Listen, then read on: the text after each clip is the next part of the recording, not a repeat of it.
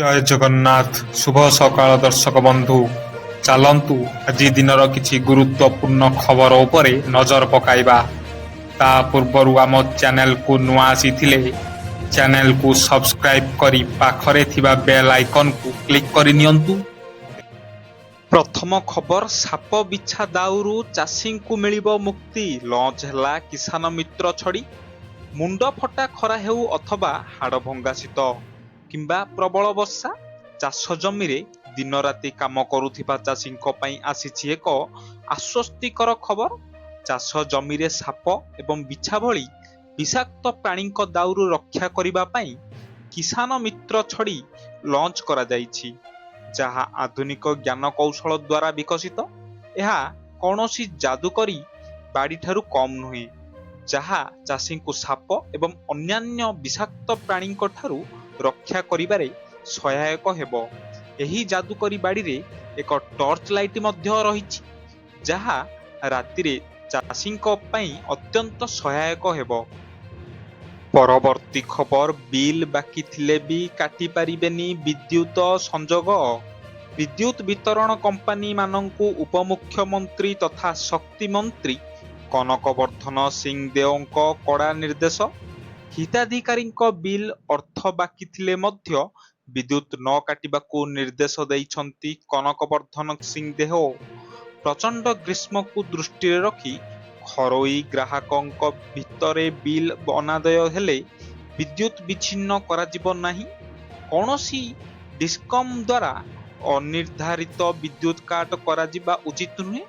ମରାମତି ରକ୍ଷଣାବେକ୍ଷଣ କାର୍ଯ୍ୟ ପାଇଁ ଆବଶ୍ୟକ ହେଲେ ବିଦ୍ୟୁତ କାଟ ଏସ୍ଏମ୍ଏସ୍ ଏବଂ ସାଧାରଣ ଠିକଣା ବ୍ୟବସ୍ଥା ମାଧ୍ୟମରେ ବ୍ୟାପକ ଭାବରେ ପ୍ରଚାର କରାଯିବା ଉଚିତ ବୋଲି କହିଛନ୍ତି ଶକ୍ତିମନ୍ତ୍ରୀ କନକବର୍ଦ୍ଧନ ସିଂଦେଓ। ପରବର୍ତ୍ତୀ ଖବର, ବଢ଼ିବ ତାତି, ଏକାଥରକେ 6 ଡିଗ୍ରୀ ବଢ଼ିଯିବ। ପ୍ରଚଣ୍ଡ ଖରା ଯୋଗୁଁ ଭୀଷଣ ଗରମ ଆଉ ଗୁଳୁଗୁଳି ଅସହ୍ୟ ହେବ। ଆସନ୍ତା 17 ତାରିଖ ଯାଏଁ ଏଭଳି ତାତି ରହିବ ବୋଲି ପାଣିପାଗ ବିଭାଗ ଆକଳନ କରିଛି। ସୋମବାର ବାଲେଶ୍ୱର, ଭଦ୍ରକ, ଯାଜପୁର, କେନ୍ଦ୍ରାପଡ଼ା, କଟକ, ଜଗତସିଂହପୁର, ପୁରୀ, ଖୋର୍ଦ୍ଧା, ନୟାଗଡ଼, ଗଞ୍ଜାମ ଓ ଗଜପତିରେ ପ୍ରବଳ ଗରମ ଗୁଳୁଗୁଳି ଅନୁଭୂତ ହୋଇପାରେ। ଟିଟିଲାଗଡ଼, ବଲାଙ୍ଗୀର ଓ ଝାରସୁଗୁଡ଼ାରେ ଦିନ ତାପମାତ୍ରା 43 ଡିଗ୍ରୀ ଛୁଇଁପାରେ। ବରଗଡ଼ରେ 42 ଓ ବୌଦ୍ଧରେ 41 ଡିଗ୍ରୀ ରହିପାରେ ବୋଲି ପାଣିପାଗ ବିଭାଗ ପୂର୍ବାନୁମାନ କରିଛି। ସେହିପରି ଉପକୂଳ ଓଡ଼ିଶା ଓ ଦକ୍ଷିଣ ଓଡ଼ିଶାରେ ତାପମାତ୍ରା ଅପେକ୍ଷାକୃତ କମ୍ ରହିବ। ପରବର୍ତ୍ତୀ ଖବର, ନୟାଗଡ଼ ଛେନାପୋଡ଼ାକୁ ମିଳିବ ଜିଆଇ ଟ୍ୟାଗ। ଓଡ଼ିଶାର ପାରମ୍ପରିକ ମିଠା ଛେନାପୋଡ଼ର ମହକ ଏବେ ବିଶ୍ୱ ଦରବାରରେ ଆହୁରି ଜୋରଦାର ହେବାକୁ ଯାଉଛି। ଦୀର୍ଘ ଦିନର ଅପେକ୍ଷା ପରେ ବିଶ୍ୱ ପ୍ରସିଦ୍ଧ ନୟାଗଡ଼ ଛେନାପୋଡ଼କୁ ଭୌଗୋଳିକ ସୂଚକାଙ୍କ ବା ଜିଆଇ ଟ୍ୟାଗ ମିଳିବା ପାଇଁ ବାଟ ପରିଷ୍କାର ହୋଇଛି। ନୟାଗଡ଼ ଛେନାପୋଡ଼କୁ ମିଳିବ ଜିଆଇ ଟ୍ୟାଗ। ବିଶ୍ୱ ପ୍ରସିଦ୍ଧ ନୟାଗଡ଼ ଛେନାପୋଡ଼କୁ ଜିଆଇ ଟ୍ୟାଗର ମାନ୍ୟତା ନେଇ ସୂଚନା ଦେଇଛନ୍ତି କେନ୍ଦ୍ର ବାଣିଜ୍ୟ ଓ ଶିଳ୍ପ ମନ୍ତ୍ରୀ ପୀୟୂଷ ଗୋୟଲ। ପରବର୍ତ୍ତୀ ଖବର, ବିଜେଡି କଂଗ୍ରେସ ଗଠବନ୍ଧନ ନେଇ ପୁଣି ଚର୍ଚ୍ଚା। ପଞ୍ଚାୟତରେ ଏକାଠି ଲଢ଼ିପାରନ୍ତି ବିଜେଡି କଂଗ୍ରେସ। ଚର୍ଚ୍ଚାକୁ ପୁଣି ବଳ ଦେଇଛି ଖୋଦ୍ ପିସିସି ସଭାପତି ଭକ୍ତ ଦାସ। କହିଛନ୍ତି ଏଆଇସିସି ଓ ବିଜେଡି ଚାହିଁଲେ ଏହା ସମ୍ଭବ ହେବ। ରାଜ୍ୟସଭା ନିର୍ବାଚନରୁ ବିଧାନସଭା ପର୍ଯ୍ୟନ୍ତ ଏକ ଅଛି ବିଜେଡି କଂଗ୍ରେସର ସ୍ୱର। ଦୁହେଁ ଏକ ହୋଇ ପଞ୍ଚାୟତ ନିର୍ବାଚନ ଲଢ଼ିବା ଚର୍ଚ୍ଚାକୁ ପୁଣି ଗୋଟେ ପାଦ ଆଗକୁ ନେଇଛନ୍ତି ପିସିସି ସଭାପତି। ପରବର୍ତ୍ତୀ ଖବର, ଦିଲ୍ଲୀ ବୋମା ବିସ୍ଫୋରଣ ଘଟଣାରେ ଭୁବନେଶ୍ୱର ଲିଙ୍କ। ଆଜାଦନଗର ବୋମା ବିସ୍ଫୋରଣ ତଦନ୍ତ କରିବା ବେଳେ ମିଳିଲା ପ୍ରମାଣ। ଏୟାରଫିଲ୍ଡ ଥାନାରୁ ଡକ୍ୟୁମେଣ୍ଟ ଆଣିବା ପରେ ଜୋରଦାର ହେଲା ତଦନ୍ତ। ମୁଖ୍ୟ ଅଭିଯୁକ୍ତ ସେହନୱାଜ ହୁସେନ ଓରଫ ମଫିର ଖାସ ସହଯୋଗୀଙ୍କୁ ଜେରା। ସିଡିଆର ରିପୋର୍ଟ ଆଧାରରେ ମଫି ଗାର୍ଲଫ୍ରେଣ୍ଡ ଓ ସହଯୋଗୀଙ୍କୁ ଚାଲିଛି ଜେରା। ଜଟଣୀ ଅଞ୍ଚଳରେ ଏକ ସଭାରେ ବିସ୍ଫୋରଣ ପାଇଁ ହୋଇଥିଲା ଷଡ଼ଯନ୍ତ୍ର। ବିସ୍ଫୋରକ ବା ବୋମାରୁ ହେକ୍ସାଇଡ୍ରୋ ଟ୍ରାଇଟାନିଟ୍ରିକ୍ ଭଳି ରାସାୟନିକ ବ୍ୟବହାର ହୋଇଥିଲା। ପରବର୍ତ୍ତୀ ଖବର ମହିଳା କ୍ରିକେଟକୁ ନୂତନ ଉଚ୍ଚରେ ପହଞ୍ଚାଇବା ପାଇଁ ଆଇସିସିର ବଡ଼ ପଦକ୍ଷେପ।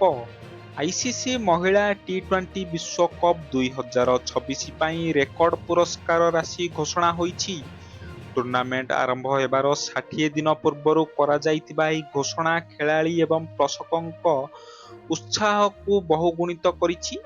ଇଂଲଣ୍ଡ ଏବଂ ୱେଲ୍ସରେ ଖେଳାଯିବାକୁ ଥିବା ଏହି ଟୁର୍ଣ୍ଣାମେଣ୍ଟ ପାଇଁ ମୋଟ ପୁରସ୍କାର ରାଶି 8,07,64,615 ଆମେରିକୀୟ ଡଲାର ବା ପ୍ରାୟ 81,83,00,000 ଟଙ୍କା ସ୍ଥିର କରାଯାଇଛି, ଯାହା 2024 ତୁଳନାରେ 10% ଅଧିକ।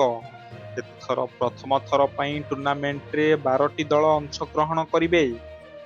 ପରବର୍ତ୍ତୀ ଖବର ଦୈନିକ 12 ଘଣ୍ଟା ଖଟିଲେ ମାସକୁ ମିଳୁଛି 13,000।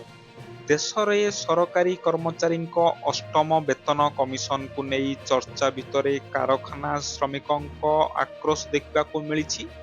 କମ୍ ଦରମାକୁ ନେଇ ରାସ୍ତାକୁ ଓହ୍ଲାଇଛନ୍ତି କାରଖାନା ଶ୍ରମିକ। ସୋମବାର ନୋଏଡାରେ ବ୍ୟାପକ ପ୍ରତିବାଦ ଦେଖିବାକୁ ମିଳିଛି। କମ୍ ଦରମାକୁ ନେଇ ଶ୍ରମିକଙ୍କ ପ୍ରତିବାଦ ବେଳେ ଗାଡ଼ିରେ ନିଆଁ ଲଗାଯାଇଛି, ପଥର ମାଡ଼ ହୋଇଛି, ପୋଲିସ ମଧ୍ୟ ଲାଠି ପ୍ରହାର କରିଛି। ନୋଏଡାର ହୋସ୍ର କମ୍ପ୍ଲେକ୍ସ ଫେଜ୍ 2ରେ ଦରମା ବୃଦ୍ଧି ଦାବିରେ ଶ୍ରମିକ ବିକ୍ଷୋଭ କରିଛନ୍ତି। ପରବର୍ତ୍ତୀ ଖବର ମାନସ ରଞ୍ଜନ ମଙ୍ଗରାଜ ଏବଂ ସୁଲତା ଦେଓଙ୍କୁ ଗୁରୁ ଦାୟିତ୍ୱ ଦେଇଛନ୍ତି ବିଜେଡି ସୁପ୍ରିମୋ ନବୀନ ପଟ୍ଟନାୟକ। ମାନସଙ୍କୁ ବିଜେଡି ସଂସଦୀୟ ଦଳ ନେତା ଭାବେ ମନୋନୀତ କରିଛନ୍ତି ନବୀନ। ସେହିପରି ସୁଲତା ଦେଓଙ୍କୁ ବିଜେଡି ସଂସଦୀୟ ଦଳ ଉପନେତା ସହ ମୁଖ୍ୟ ସଚେତକ ଦାୟିତ୍ୱ